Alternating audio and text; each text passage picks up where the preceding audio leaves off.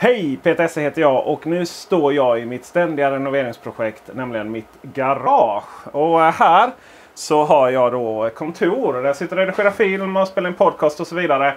Men nu så är tanken att det ska bli mer av filmstudio här. Och det kommer ni naturligtvis få se mer av. Nu så vill jag prata om Dyson Hot and Cool. Och den har varit min livräddare här i...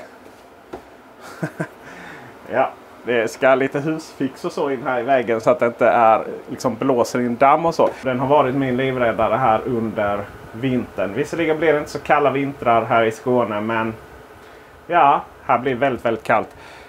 Bottenplattan är rakt. Ja, det är en bottenplatta. Så att kylan stiger rakt in här. Och det här elementet, det räcker inte riktigt till. Och då tog jag alltså in den här Dyson luftrenare fläkten som jag har fungerat under sommaren som att inte kyla ner med fläkta med hjälp av fläkten. Och sen så att den även då tar bort pollen i luften. Mycket effektivt och härligt. I dess format här, alla är inte sådana, de skapar också värme.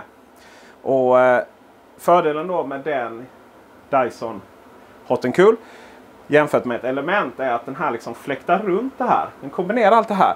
Och det är också väldigt, väldigt trevligt att kunna ha en produkt som funkar både på sommaren för att kyla ner, svalka ner och ta bort pollen. Och sen tar man in den här när man behöver lite värme på vintern och ja, även här på våren då. Den är otroligt enkel att använda. Dels har vi då av och på här på ovansidan och den är ju liksom, den går igång på den förinställda värmen jag önskar, 25 grader just nu. Sen har jag då fjärrkontrollen som där vi kan höja och sänka. Stänga av och sätta på då. Vi kan vända luftflödet bak, fram. Vi kan få den att oscillera 180 grader, 350 grader av. 45, 90. Vi tar av. Jag använder faktiskt inte den så mycket på oscillering utan jag låter den köra mot mig. Bara. Och sen då temperaturen här. Det finns också en mobiltelefonapp som gör detsamma för den här är ganska lätt att tappa bort här i ett så här stökigt område. Och det är bara att starta Dyson-appen som har blivit uppdaterad på sistone. Vi får kontrollerna här, några snabbkontroller. Sen ska vi då trycka på fjärrkontrollen för att få upp mera.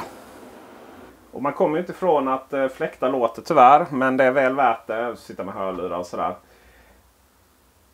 Mycket ström. Den kan komma upp i hela 2 kilowatt, alltså 2000 watt. Det är mer än vad jag laddar min bil som står utanför här nu. Och summa summarum av att ladda bilen just nu, även när jag laddar den med bara 1,2 kilowatt. Och att denna går upp och maxar på 2 kilowatt. Då går strömmen här för att tillsammans med alla andra utrustning, bilen inkopplad, den kör, så klarar inte huset så som ledningarna är dragna nu. Detta tyvärr. Så att för närvarande fram tills jag löser en bättre laddning, kommer video på det också på bilen, så är det att ladda bilen när denna inte är igång. Tyvärr så finns det då ingen möjlighet att röststyra den fortfarande via Google Home eller HomeKit. Däremot finns stöd för Alexa. Slutligen, så om man tänker sig att undra vad som händer om man tar ut den utomhus för att värma upp en kylig kväll, då klarar den inte det alls faktiskt. Även när det är 6-7 plusgrader som har varit utomhus. Möjligtvis jag då som satt närmast den och den riktade sig mot mina fötter. Då slutade jag frysa, men den värmde absolut inte upp. Så det är den inte alls skapad för. Men att använda den som att värma upp sig på vintern inomhus och att ha den sen att hantera pollen och annat trams på sommaren och fläkta lite. Det är den mega nice för.